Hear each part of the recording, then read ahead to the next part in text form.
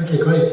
Well, I must just say that you know, for people who have been put on the spot, I think they've done a tremendous job in responding. So I'd like you to give them a hand.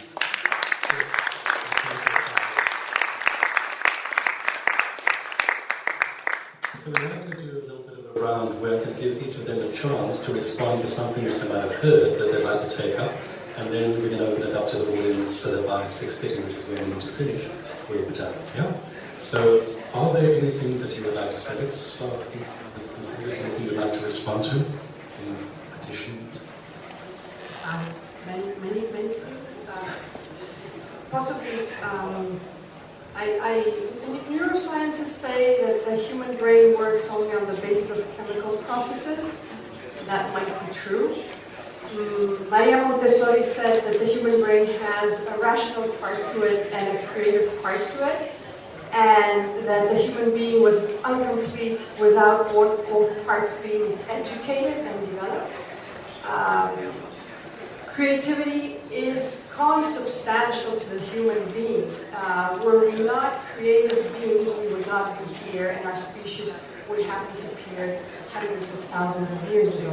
So that's a big platitude. We are creative beings. The question is, how do we educate, and it has been said here, how do we avoid reducing the political discourse today only to a very reduced or relative spectrum of economic interest, which says the creative sector will solve the problems of the world. It might solve some of the problems, it might give some people some jobs, but it will not solve all our problems. What we're talking about here is indeed what responsibility we have as citizens of today, what we want to leave as a societal model to legate to the future generations, what we think should be the future, again, that we want to lead, and how do we engage in a political process where we, as a cultural sector, do not reduce or do not accept to reduce our input only to this discourse of economic relevance, yes or no, in today's world. It is a much more complex situation. We cannot shy away from responsibilities. We have to educate fully and completely the kids of today to be full citizens of tomorrow, capable of adapting, finding solutions, being creative, etc. And we have to be ourselves capable of putting forward a discourse that will not be as limited as the one that we're hearing today, and that makes the interest, I think, only of a certain kind of policy making, which, as I said earlier, is relatively, again, reductive and is not bearing actually its fruits. So it's up to us to say, do we want to engage actively in, I don't know if I would call it a movement, but actually in taking up this responsibility, that otherwise we as a generation, we will have failed completely, and we will have, and that's what we should not do. I've always argued that culture has been constantly, throughout history, instrumentalized for good and for bad. You know, the worst systems of the past centuries were shaped around a given notion of culture. Nation states exist today around a given notion of, you know, national identity, blah blah, etc. Do we want to again be instrumentalized in this way, consciously, unconsciously? Personally, I don't want to be.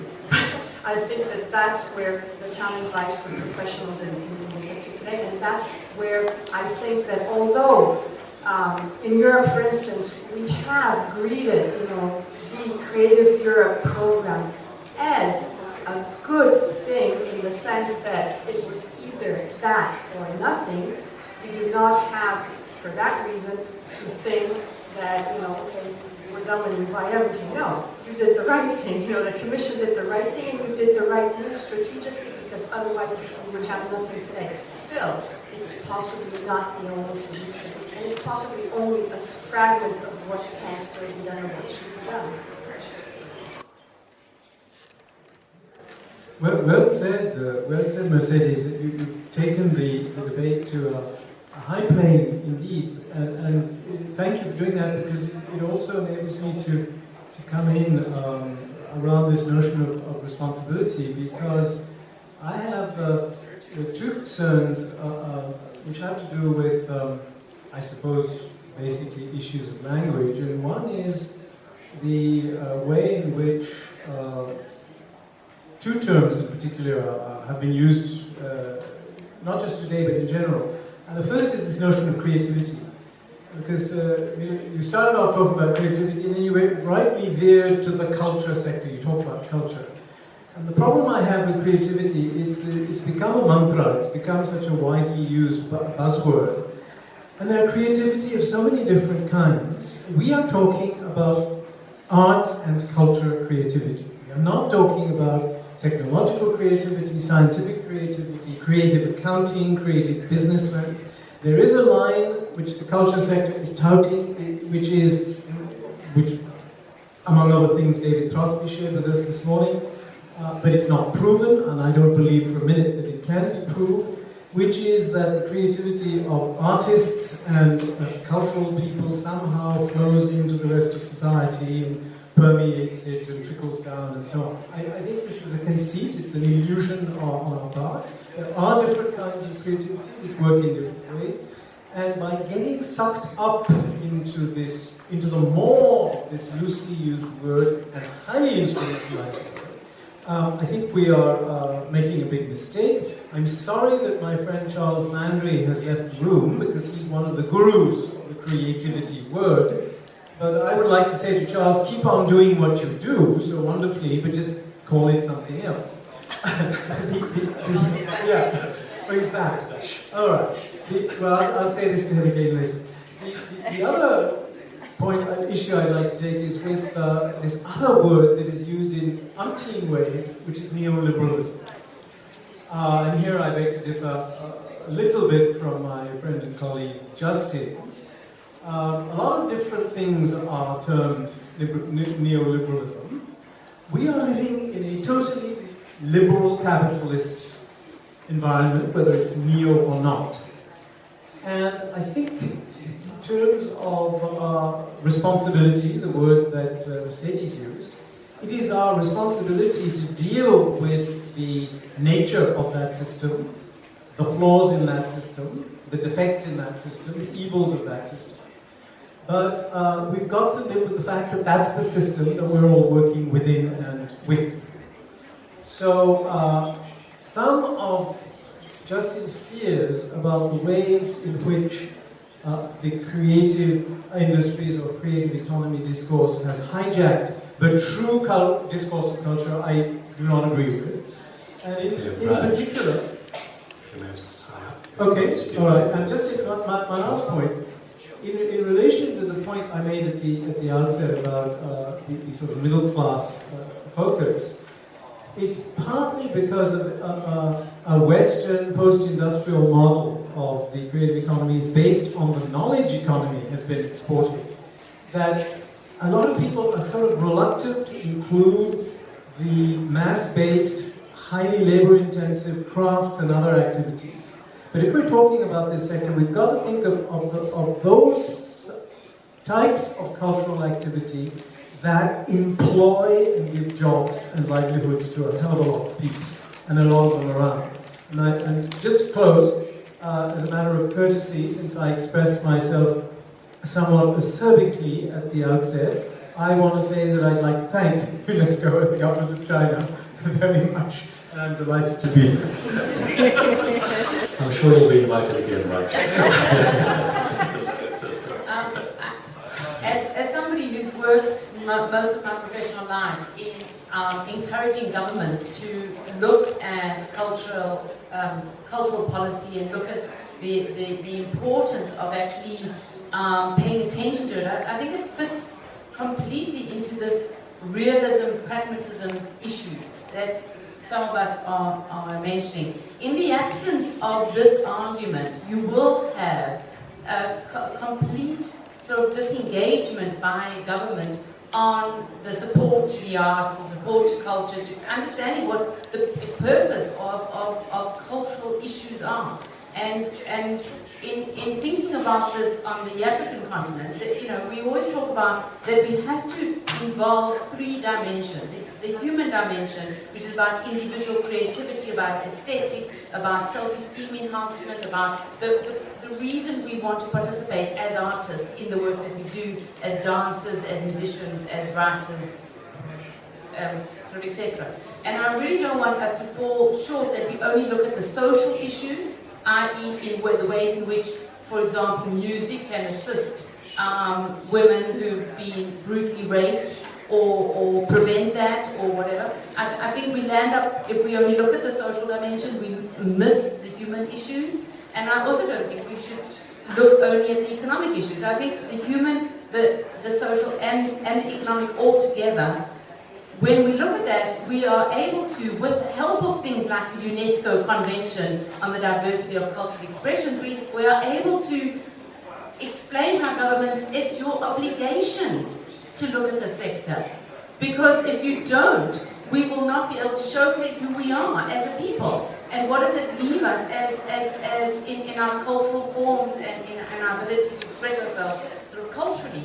And I think those things become things like the convention on the African continent. We have something called the Charter for African Cultural Renaissance, which is a remarkable document in saying to governments, from the side of traditional indigenous knowledge and traditional leaders, all the way through to innovation, your obligation as government is to understand the purpose and the place of culture in human development, in social development, in economic development. And I don't think that is reductionist, I don't believe it's instrumental, I think it's absolutely vital. And it allows us to deal with a world which is increasingly global, where increasingly we have little experience of seeing ourselves reflected either in cinema or in our music or in our dance and so on. Thanks, Avril. We just hope that more than 15 countries actually sign up to that charter and then implement it. Justin, and then we continue. Sorry. Yeah. Actually, I don't think there's. I hate neuroscientists, they drive me mad. They're the true instrumentalists. I don't think there's a rational bit of the brain and a creative brain. Because I think the distinction is historical. Nobody would make that distinction before 200 years ago. And the whole idea of culture, as we understand it now, is that somehow that creative bit and the rational bit have become separate. I mean, that's our definition of modernity. And culture was historically coming out of Europe. We are going to pull them back together again. And that was the promise of culture. And that's what gave it its critical purpose. That, you know, what we should do, how the world works, and what is beautiful, somehow are separated. I mean, that's a long conversation. But so many of the things that began in the 1970s were, here is a chance to put them back together, to put creativity, rationality, ethics back together in some sort of holistic fashion. And when I say that the creative industry has hijacked that, I don't mean some true culture, perhaps art or intrinsic value. I think that project, went hook, line and sinker into something like its opposite, whereby all those aspects of creativity become reduced to a level of activity, but to become input. My other point, which is economics. We all talk, should we relate to economics? Economics is a highly culturally constructed set of practices. And that's why I would agree with Avril, it depends how we say it. Those practices are not some natural economic out there which we do or we do not relate to. Shall we get material or shall we be spiritual? They're constructed.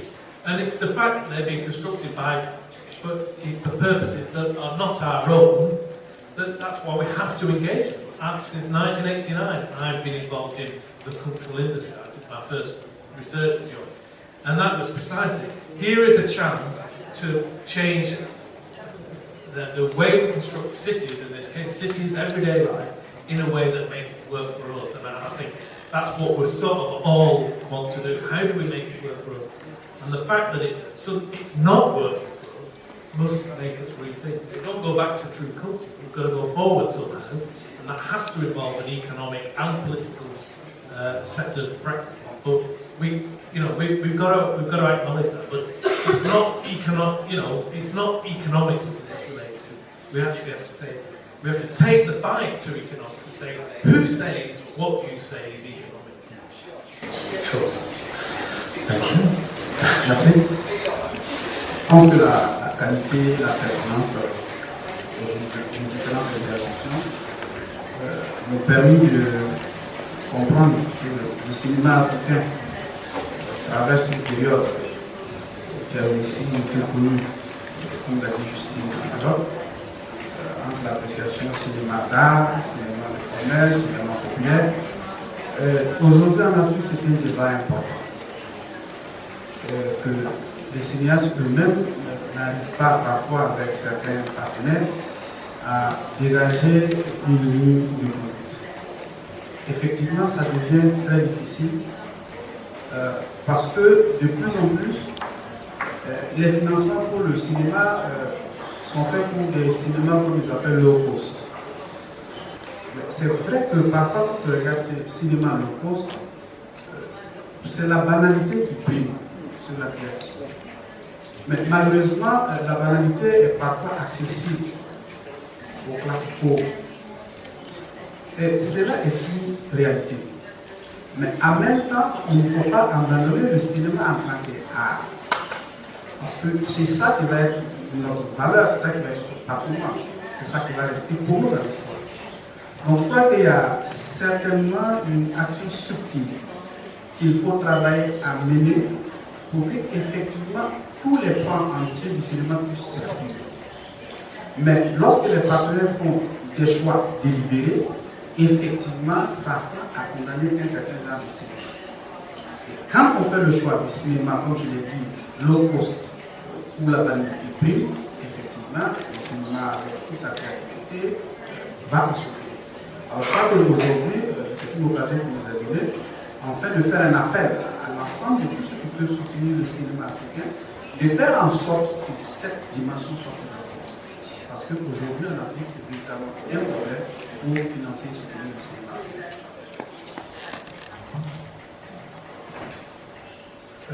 Given follow up, a lot of discussions here, I think we must be very precise in definitions. Creativity, cultural, we have cultural industries, creative industries. For me, creativity is on the basis of curiosity and inquisitiveness, innovation, the unexpected, out-of-the-box thinking, defreezing established, surprise, risk-taking. That's what creativity is. And probably, so for example, in Brussels and the European Union, the Commission, creative industries include the non-profit sector as well. So these terms are too mixed up. We should be always very clear about what we are talking. A real creative process leads to something which was not there before, so the unknown. If we spoke about entertainment, one can say that a lot of entertainment is made to create something which is already known or has reference to what is already known. So the differences are very important, I would say.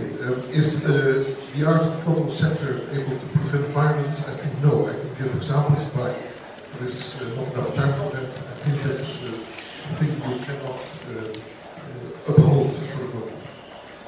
I have one other thing to say about the Hangzhou Declaration.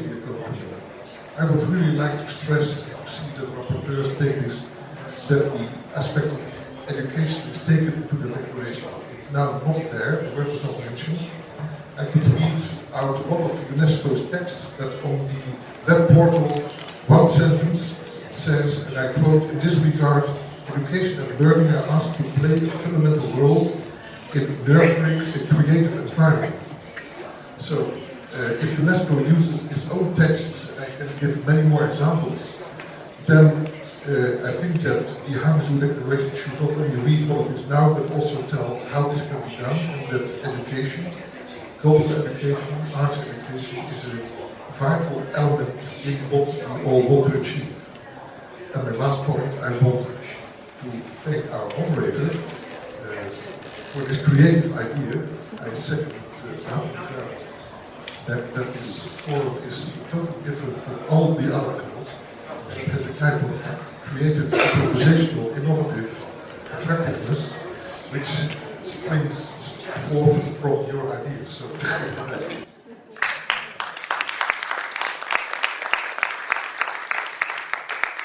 It was for my right brain, I'm not sure.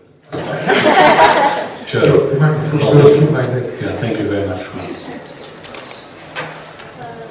我也想感谢今天这个非常倡议的东西，我觉得是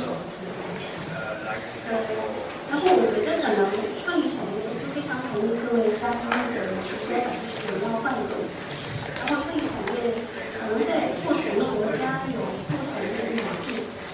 其实在中国，就是现在的这个现阶段，那么创意产业它可能最大的贡献会在于，一是它最大的期待在于它能够是否能够提供更多低成本、高品质的一些公益文化产品。就是文化首先是一个公益事业，就是而且中国前20-30年左右的市场是这样的。那么现在我们有了更多的发烧性的技术，那么在中国的这个阶下，我其实个人对某个议题是非常感兴趣，就是如何利用创意产业把中国很多优秀的传统的文化和它结合新媒体技术，能够得到一个成果。因为我最近做了一个人文性的调研，然后得到了3个事实，我觉得还是比较令人吃惊的。第一个呢，就是中国有1/4的这个受访者，他承认他其实缺乏一种主流文化价值感。就是中国现在的社会这个主流价值体系是相对缺失的。然后这些人当中有1半的人就是从30到40岁的中产阶级是社会精英，所以这个结果就有点让人惊讶。那么第二点呢，就是在中国经济相对较发达的地区，比如说上海，有18.6%的家庭是超过这个比例的家庭，连续3年从2016年起就是缩减了自己的这个非刚性文化消费，我只是除去教育，那么这也是令人吃惊的事实。然后第3个事实就是，其实中国现在的文化产业是出现了某种程度上的过度商业化。那么所以这3个事实加起来，中国现在特别需要这个低成本高品质的公益性文化产业，尤其是比方说把传统文化传承过来，它变成一种公式。我举例子，大家比较好理解，就是大家都熟悉的太极，就中国传统文化太极。那么其实它能够在很大程度上解决上海然后迫切的需求，因为上海现在已经成为中国就是老文化为啥最严重的城市。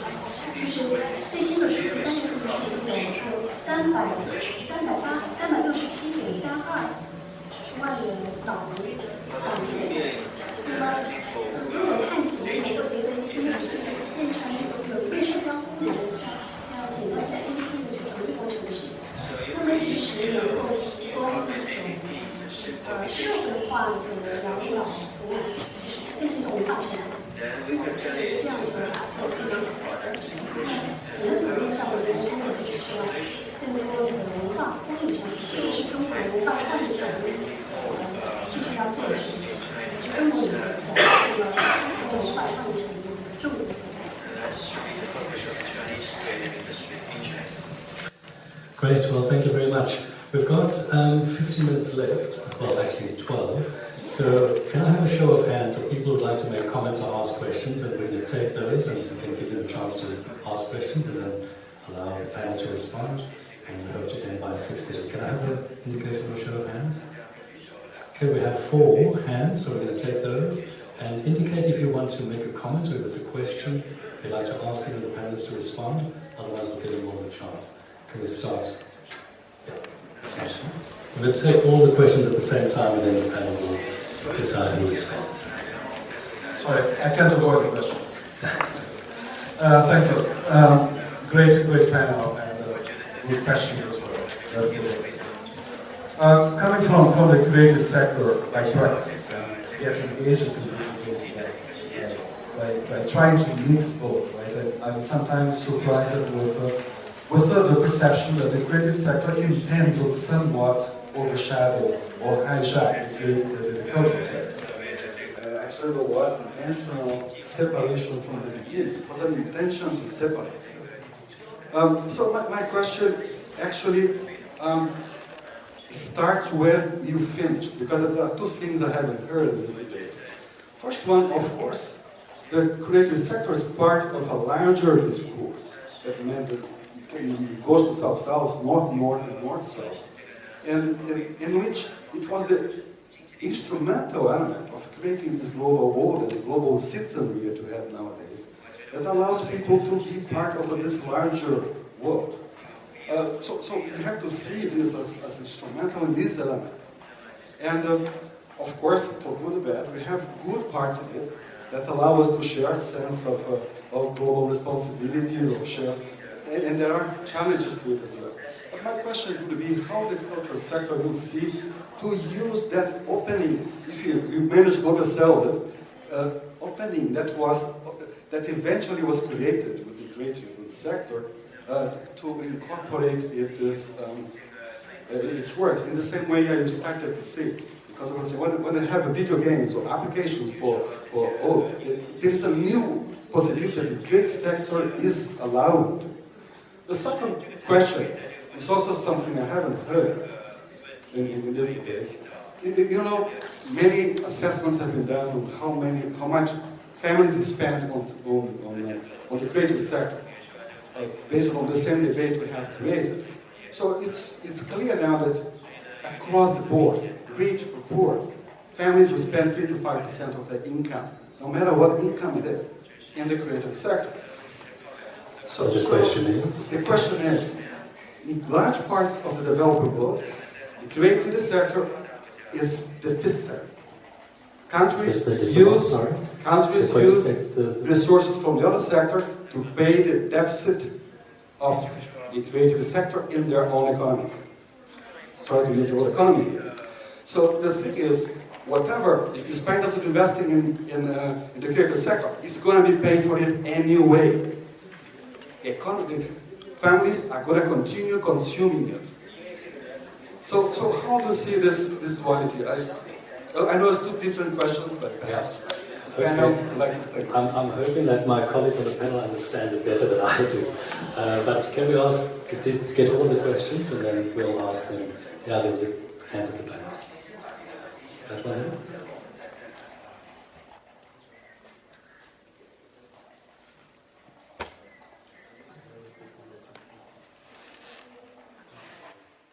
Oui, merci beaucoup. Je suis Kofi Kosono Paul Marie et je suis originaire de la République de Côte d'Ivoire. J'ai été très intéressé par tout ce qui a été dit. Je veux tout simplement dire que lorsqu'on envisage la dimension créative, évidemment cette dimension créative, dans sa dimension opérationnelle, permet d'avoir des produits et des services. Le seul problème qui se pose est un problème inhérent justement à tous les éléments qui influent, n'est-ce pas, de façon dynamique sur les résultats de la créativité. Si vous prenez par exemple, nous avons cité la musique, nous avons cité certaines filières, mais par exemple la piraterie des œuvres de l'esprit va poser un gros problème au niveau des résultats attendus. On va parler également des espaces, n'est-ce pas, dans lesquels ces éléments-là, ces produits sont, j'allais dire, diffusés. Les marchés sont souvent étroits. Donc si le marché est étroit, évidemment, il est difficile de faire en sorte qu'il y ait une grande rentabilité. Et pour un point de court, je dirais également que si nous faisons en sorte que dans les politiques, ce qu'on appelle les piliers, c'est-à-dire les programmes éducatifs régionaux et les programmes éducatifs nationaux prennent en compte justement ces dimensions, alors dans la coopération, qu'elle soit bilatérale ou multilatérale, n'est-ce pas, les financements seront attachés à cette dimension également. Mais tant que cela ne se fera pas, malheureusement, les financements iront vers d'autres secteurs. Et on ne pourra pas mesurer de façon sensible l'impact de la production de Okay, thank you. So we take that as a comment more than as a kind of question. Shudi Basu from UN Regional Commission for Asia Pacific. One comment and one question. One comment on the Burkina Faso. It's a fascinating story, as you know, in the international development.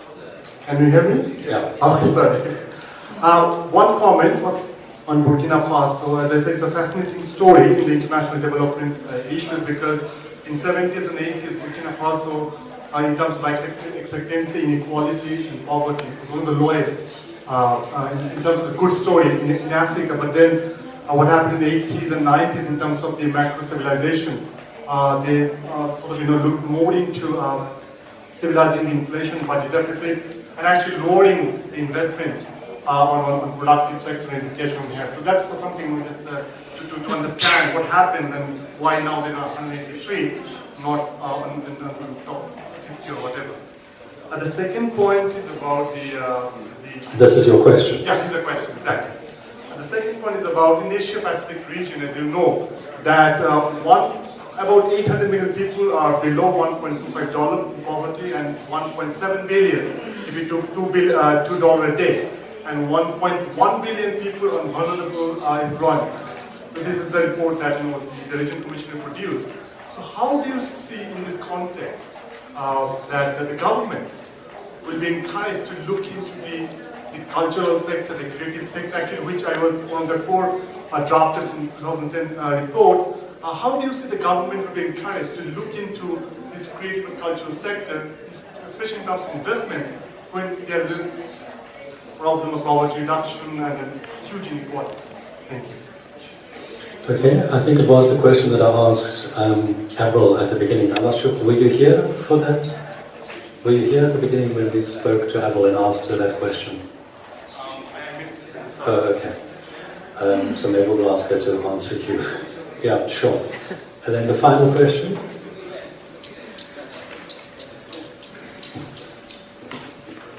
Thank you. I guess it's more of a comment, although I'm happy to have people respond as they see.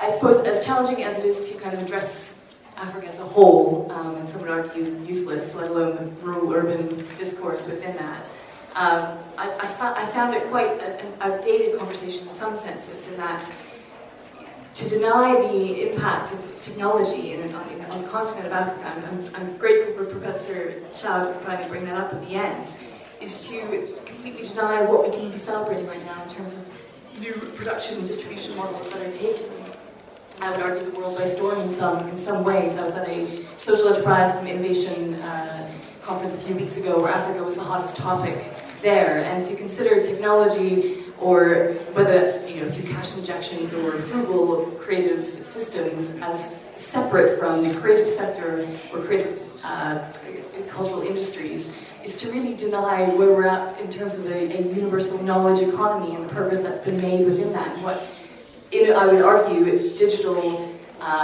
shift, digital migration is actually doing to lowering access to barriers, particularly for artistic practitioners. For an artist that is perhaps a musician looking at new means of distributing their craft, be it perhaps in sub-Saharan Africa, often mobile-based, the penetration rates there are highest in the world right now at the quickest rate possible. Digital TV and local creative content demand is skyrocketing. That's not a denial of some true cultural discourse, which I completely disagree with anyway. It's denying that musician is looking to make a living off new business models and accessing new markets to further their passion and talent. That goes back immediately to Sen's concept of development anyway, the freedom to choose a life one sees as meaningful.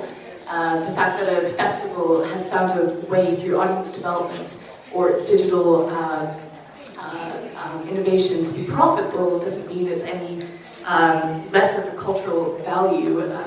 It means it's found a better business model, and it's still part of the creative sector and something that should be championed. I think a lot of the reasons why we see the same discourse in some of the conventions from the 80s as we do now is because they're denying this fact that professions and career professional trajectories that we once understood creative sector or cultural industries or all these various categories that we're struggling with on a definitional level today are no longer what they were back then. So these are career paths that our entrepreneurs in sub-Saharan Africa and other places are taking are not known in the discourse and in the literature. So it's a very difficult area to research and reflect on as we go in terms of where do we see this in the declarations as such. I think the entrepreneurs that I've worked with, sorry, I'm just finishing this, from British Council perspective, for example, are demanding access to creative enterprise training, which doesn't have to be delineated from arts within education debate. I think it's very, in the continuum of what governments should be aware of. But entrepreneurship is alive and flourishing, and that next generation of leaders is that's what they're talking about. Thank you. Okay. Thank you. And comments from the panel in relation to all the questions. Yeah? Just the first, in relation to the first and the last question, really, I think it's true. There's a complete change of business models. It's global now. Levels of access have changed. And it's strongly related both to technology, but also the way in which technology has been rolled out over the last 30 years through the Washington TV centres, etc. But for all, and I think we should celebrate it. If we want. There are all sorts of new opportunities arising. But you also have to realise there's three elements that are very different. First of all, what Toby Miller calls the new international division of cultural labour. The way in which that is organised by large companies is still as powerful as it ever was. There's all low levels of access, but look at the animation industry in China and all, the way which it's structured is very much dominated by very large scale, usually Western, not just Western, but anyway, North European things. So that's still there. The second thing is that the so-called knowledge economy, the weightless economy, is actually a massive material economy. At one level, minerals, without copper, there's no digital, right? And that's a massive logistical transformation of the globe. And those people who control those logistics are not the creative sector. They're not anybody that we possibly know. But also, the delivery, you look at Amazon and all the delivery structures, the logistical structure that underpins the material creative economy is a massive thing that's, again, out of any of our control. It's the biggest single contributor to global warming.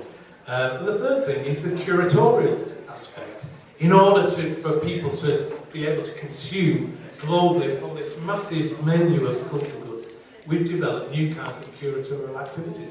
It no longer goes through nation states, but it goes through its internet sites in different ways. And we don't really know how they are working.